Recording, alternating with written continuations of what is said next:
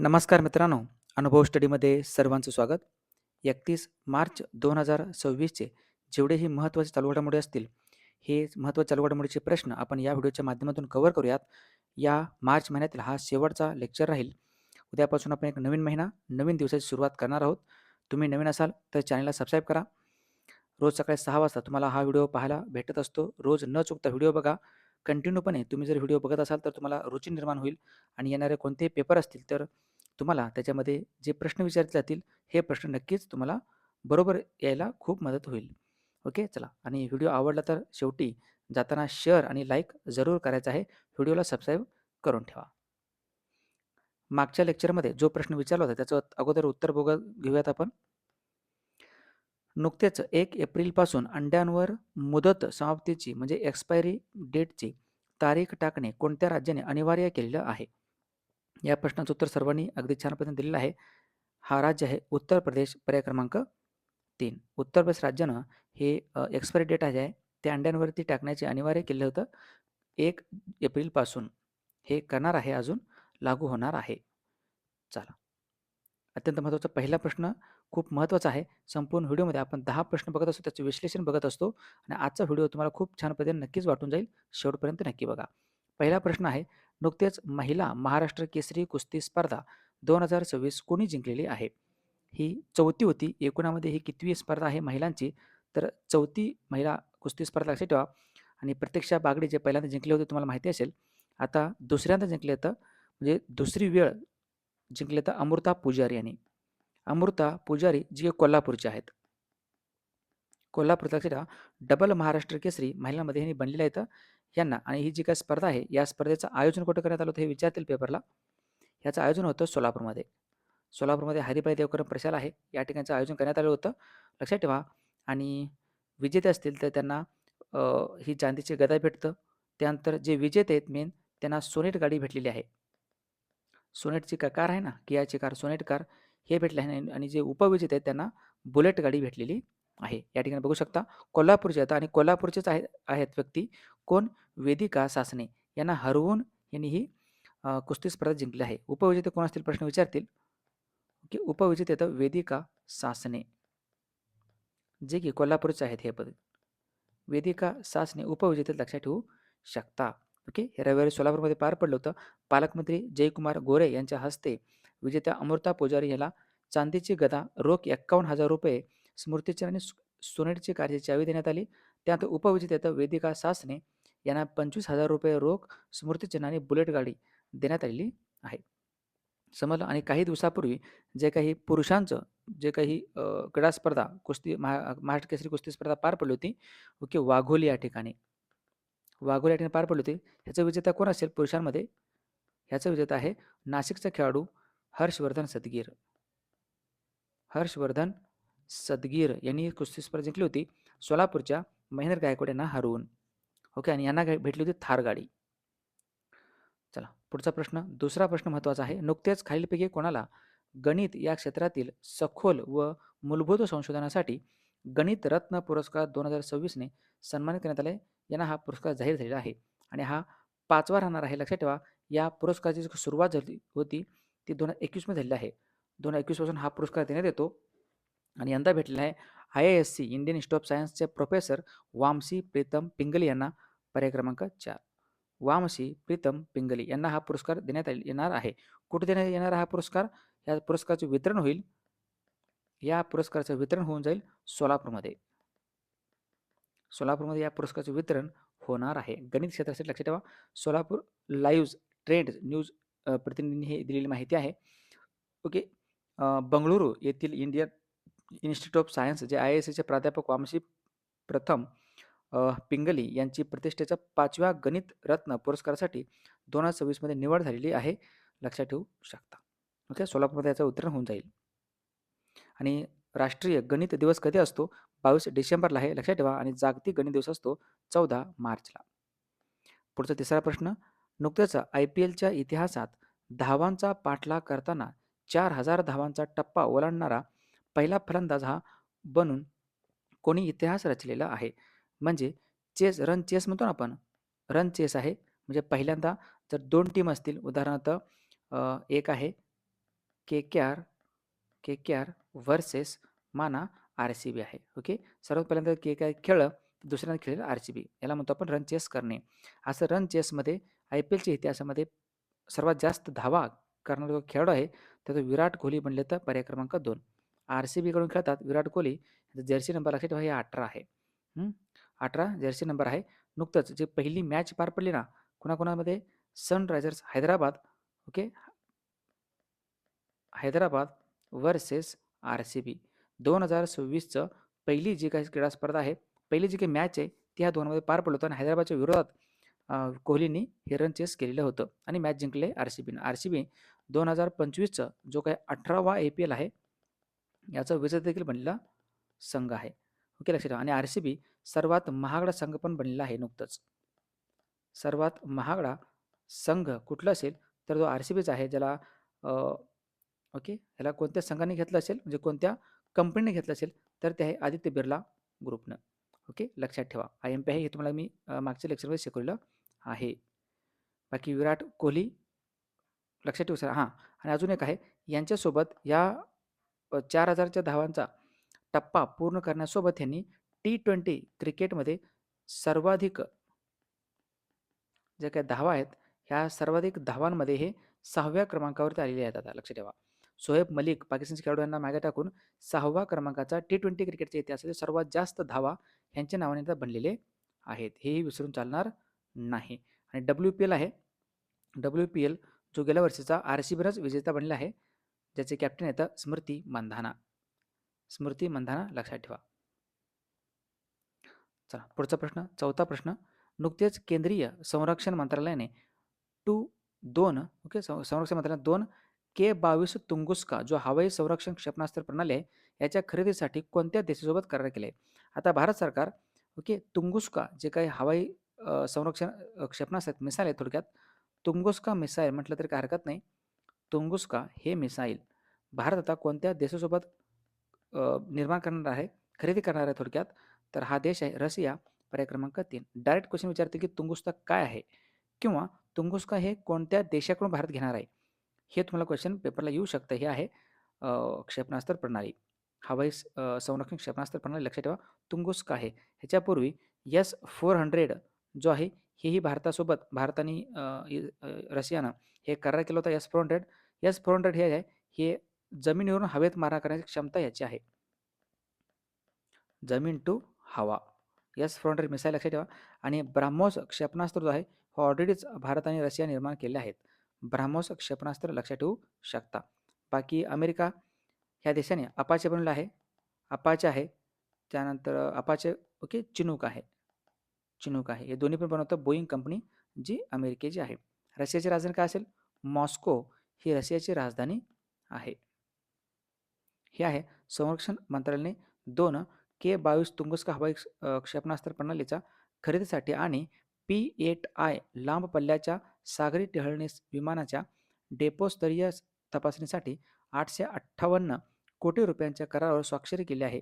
लक्षात ठेवा. पुढचा प्रश्न, 5वा प्रश्न. नुकतेच महामार्ग आणि रेल्वे प्रकल्पांमधील ROB साठीच्या मंजुरी प्रक्रियांचे डिजिटलीकरण आणि गतिमानता आणण्यासाठी कोणते पोर्टल सुरू केले आहे? हे केंद्रीय जे काही मंत्री आहेत, आपले रेल्वे मंत्री अश्विनी वैष्णव आहेत, आणि आता केंद्रीय सडक महामार्ग परिवहन मंत्रालयाचे मंत्री नितीन गडकरी.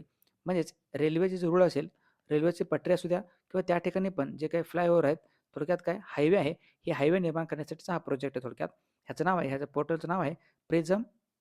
ह्याचं नाव आहे प्रिझम SG पोर्टल. पर्याय क्रमांक 4. प्रिझम SG पोर्टल लक्षात ठेवू शकता. ओके, हे प्रिझम SG पोर्टल आहे. कोणी लॉन्च केलं हे? हे लॉन्च केलं आहे, केंद्रीय रेल्वे मंत्रालय आणि केंद्रीय महामार्ग मंत्रालय. लक्षात ठेवा, वाहतूक मंत्रालय म्हणतो आपण त्याला. ROB.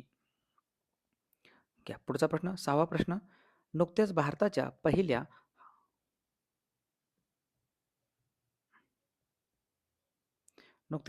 पहिल्या हायड्रोजन ट्रेन सेटची दोलन चाचणी, म्हणजे आपण ऑसिलेशन चाचणी टेस्ट म्हणतो आपण, ही चाचणी पूर्ण झाली असून कोणत्या राज्यात पहिली हायड्रोजन ट्रेन धावणार आहे? म्हणजे भारतातील पहिले हायड्रोजन ट्रेन कोणत्या राज्यात धावणार आहे त्याची नुकतं चाचणी घेण्यात आली. चाचणी घेण्यासाठी याच्यासाठी घ्यावं लागतं की समजा आता डायरेक्ट ट्रेन जर बनली आणि डायरेक्ट त्या माणसावर बसून जर आपण सुरू केलं तर काय वेगवेगळ्या स्पीडने जर जास्त स्पीड पकडले तर त्याचा ॲक्सिडेंट पण होऊ शकतो. म्हणून ऑलरेडी अगोदर चाचणी घेतात त्याच्या. ठीक आहे, टेस्ट घेतात. त्याला म्हणतो आपण ऑसिलेशन टेस्ट. ओके. आणि हे जिंद ते सोनीपतच्या दरम्यान भारतातील पहिली हायड्रोजन ट्रेन धावणार आहे. जिंद आणि सोनीपत आहे हरियाणामध्ये. याचं उत्तर आहे हरियाणा, पर्याय क्रमांक 4. हरियाणा लक्षात ठेवा IMP आहे. हरियाणाची राजधानी काय असेल? चंदीगड ही हरियाणाची राजधानी आहे. हरियाणामध्ये सुलतानपूर सुलतानपूर आणि काले सरार हे 2 राष्ट्रीय उद्यान येतात. सुलतानपूर आणि काले सरार. ओके. काले सरार. जिंद ते सोनीपत दरम्यान ही बनणार आहे. अच्छा. हे जे काही जिंद ते सोनीपत दरम्यान हायड्रोजन ट्रेन बनणार आहे, भारतातील पहिले हायड्रोजन ट्रेन, हे कोणत्या ठिकाणी विकसित केले जाणार आहे? हे आहे ICFमध्ये. त्याला आपण इंटिग्रल कोच फॅक्टरी म्हणतो, म्हणजे चेन्नई या ठिकाणी आहे. इंटिग्रल कोच फॅक्टरी चेन्नई या ठिकाणी आहे. जे याचे कोच जे आहेत ना, डबे जे आहेत ना, ते निर्माण करण्यात येणार आहे. लक्षात ठेवा. आणि भारतातील पहिली जे काही वंदे भारत होती ती दिल्ली ते वाराणसी दरम्यान धावलेली आहे. भारतातील पहिली स्लीपर वंदे भारत आहे गुवाहाटी ते हावडा दरम्यान. आणि महाराष्ट्रातील पहिली वंदे भारत आहे मुंबई ते गांधीनगर. आणि भारतातील पहिली बुलेट ट्रेन आहे मुंबई ते अहमदाबाद. चला पुढचा 7वा प्रश्न. नुकतेच खालीलपैकी कोणाच्या हस्ते रामनाथ गोयंका पत्रकारिता उत्कृष्टता पुरस्कार 2026ने सन्मानित करण्यात आले? एकूण जे काही क्षेत्र आहेत 19 कॅटेगरीमध्ये 19 क्षेत्रामध्ये हा पुरस्कार देण्यात येतो आणि 24 व्यक्तींना हा पुरस्कार नुकताच देण्यात आलेला आहे. हा पुरस्कार किंवा क्वेश्चन विचारतील की रामनाथ गोयंका हा जो पुरस्कार आहे तो पुरस्कार कोणत्या क्षेत्रात दिला जातो? तर त्याचं उत्तर तुम्ही त्यावेळेस द्यायचं आहे पत्रकारिता म्हणून. आणि हे इथं भारताचे सध्याचे उपराष्ट्रपती CP राधाकृष्णन यांच्या हस्ते याचं काय करण्यात आले? वितरण करण्यात आलेलं आहे. CP राधाकृष्णन लक्षात ठेवा, जे की एकेकाळी महाराष्ट्राचे राज्यपाल म्हणून देखील त्यांनी काम केलं आहे. रामनाथ गोयंका इंडियन एक्सप्रेसचे प्रमुख आहेत.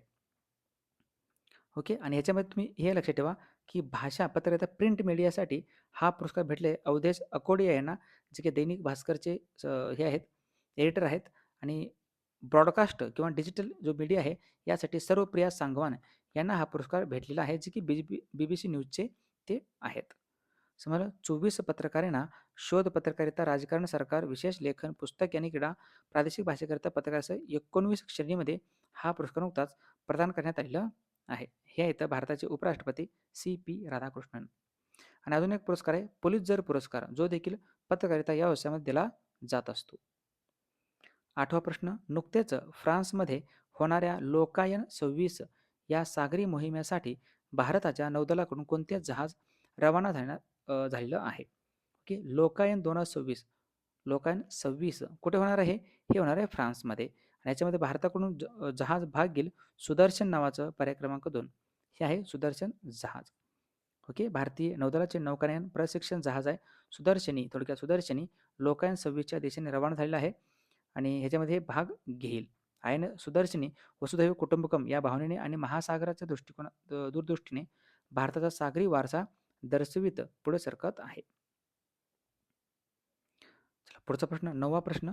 नुकतेच मार्च 2026 मध्ये शनी ग्रहाच्या 11 नवीन उपग्रहांचा शोध लागल्यामुळे आता शनी ग्रहाचे उपग्रहांची संख्या एकूण किती झालेली आहे? ओके. सर्वात जास्त आपल्याकडे 9 ग्रह आहेत, सॉरी 8 ग्रह आहेत. ओके. पूर्वी 9 होते, प्लुटोला आपण बाहेर टाकलं आणि आता सध्या 8 ग्रहांची संख्या आहे. या 8 ग्रहापैकी सर्वात मोठा ग्रह गुरु आहे. मात्र गुरु हा उपग्रहांच्या संख्येमध्ये 2 नंबरला येतो. शनीला सर्वात जास्त उपग्रह सध्या आहेत. 285 उपग्रह शनीला आहेत. शनी ज्याच्या भोवती कडा आहे, लक्षात ठेवा. आणि जो टायटन आहे, टायटन हा शनीचा सर्वात मोठा उपग्रह आहे. हा वाला टायटन आहे बघा. शनी ग्रहाचा सर्वात मोठा उपग्रह कोणता असेल तर तो टायटन आहे, लक्षात ठेवा.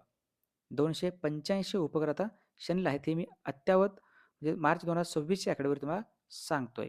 खगोलशास्त्रज्ञांनी शनीभोवती फिरणाऱ्या 11 नवीन चंद्रांचा, चंद्र म्हणजे का उपग्रह, याचा शोध लावला आहे. त्यामुळे त्याच्या ज्ञात उपग्रहांची संख्या आता एकूण 285 झाली आहे.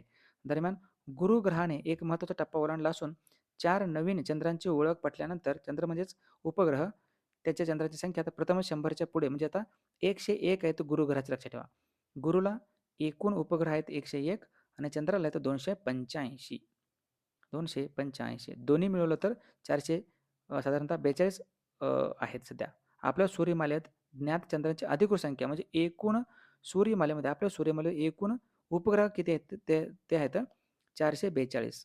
संपूर्ण सूर्यमालेमध्ये एकूण उपग्रहांची संख्या 442, त्यापैकी 285 शनीला आणि 101 गुरुला. चला 10वा प्रश्न महत्त्वाचा. नुकत्याच ओमेक्स लिमिटेड या कंपनीने भारतीय महिला क्रिकेट संघाची कर्णधार हरमनप्रीत कौरच्या नावावर असलेल्या भारतातील पहिल्या विशेष पिंक स्टँडचे अनावरण कोठे केलेलं आहे? हे पिंक स्टँडचं अनावरण करण्यात आलं कोणत्या ठिकाणी? तर दिल्ली या ठिकाणी. पर्याय क्रमांक 1. ओमेक्स लिमिटेडने हे केलेलं आहे, लक्षात ठेवा. हे तर हरमनप्रीत कौर भारताच्या त्याच्याकडला महिला टीमचे हे कॅप्टन देखील आहेत आणि यांच्या नेतृत्वाखाली 2025 मध्ये भारताने वन डेचा जो वर्ल्ड कप होतो तो सर्वात पहिल्यांदा जिंकलेलं होतं. हरमनप्रीत कौर. हे होतं अत्यंत महत्त्वाचे प्रश्न, महत्त्वाचं त्याचं विश्लेषण थोडंफार. चला मागच्या किंवा कालच्या प्रश्नावर एक नजर टाकूयात आपण, जे की रिव्हिजन करणं खूप खूप गरजेचं असतं.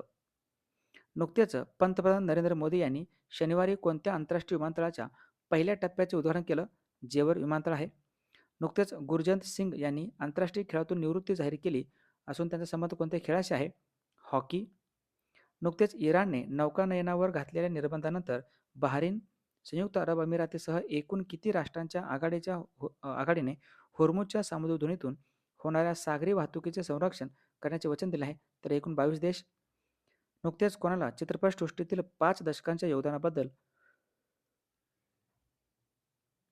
दिल्ली आंतरराष्ट्रीय चित्रपट महोत्सव 2026 मध्ये जीवनगौरव पुरस्काराने सन्मानित करण्यात आला आहे?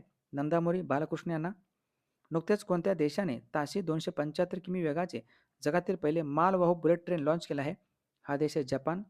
नुकतेच कोणत्या देशाने 1 एप्रिल 2026 पासून पुढील 4 महिन्यासाठी पेट्रोल निर्यातीवर बंदी घातली आहे? तर तो देश आहे रशिया. बीबीसीचे नवीन महासंचालक बनले तर मॅट ब्रिटिन. नुकतेच कोणत्या ठिकाणी 29 मार्च ते 3 एप्रिल 2026 दरम्यान 69व्या अखिल भारतीय पोलीस कर्तव्य संमेलनाचे आयोजन करण्यात आलं होतं? तर हे ठिकाण आहे नागपूर. द लान्सेटनुसार नुकतेच प्रकाशित झालेल्या एका ताज्या जागतिक अभ्यासानुसार भारतातील माता मृत्यूदर किती आहे? 2023 मध्ये 116. आणि नुकतेच भारतातील पहिले LPG ATM कोणत्या ठिकाणी सुरू करण्यात आलं असेल? हे आहे गुरुग्राम या ठिकाणी. ओके. रिव्हिजनचे जे प्रश्न असतात हे प्रश्न खूप महत्त्वाचे असतात. तुम्ही रेग्युलर जर बघत असाल तर तुम्हाला फायदा होणार आहे. काही मुलं काय करतात, आपले शेवटचा प्रश्न संपला की डायरेक्ट व्हिडिओ स्किप करतात, सोडून जातात. ओके, तसं करायचं नाही आहे.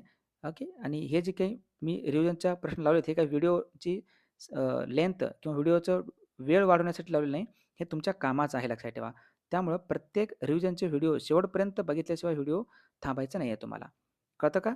आणि बरेच मुलं असं करतात की स्किप करतात किंवा फास्ट बघण्याचा प्रयत्न करतात. तुम्हाला समजणं गरजेचं आहे. तुम्हाला व्हिडिओ पूर्ण करायचं नाही आहे. तुम्हाला समजून तुमच्या नोट्समध्ये नोट डाऊन करून ठेवायचे आहेत ह्या सर्व गोष्टी. तेव्हा तुम्हाला कुठेतरी जाऊन पुढे फायदा होत असतो.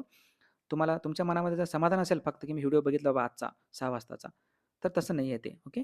तसं करायचं नाही. चला या प्रश्नाचं उत्तर सर्वांनी कमेंट बॉक्समध्ये द्या. नुकतेच सरहुल फेस्टिवल साजरा करण्यात आला आहे. तो कोणत्या राज्यामध्ये साजरा केला जातो? सरहुल उत्सव. चला ते शेवटपर्यंत व्हिडिओ बघितल्याबद्दल धन्यवाद. 3 पुस्तकं राजगुरू, नादवरेचा आणि स्वप्नपूर्ती. कोणाला पाहिजे असेल तर दुकानामध्ये आहेत अवेलेबल. Amazon, Flipkartवरती पण पुस्तकं अवेलेबल आहेत. घेऊन टाका किंवा ह्या नंबरला डेमो पाहण्यासाठी WhatsAppला मेसेज करा. चला ते शेवटपर्यंत व्हिडिओ बघितल्याबद्दल धन्यवाद. भेटूयात नेक्स्ट लेक्चरमध्ये. तोपर्यंत पाहत राहा अनुभव स्टडी. थँक्यू. जय हिंद. जाता सबस्क्राईब करा, लाईक करा आणि शेअर करा. थँक्यू.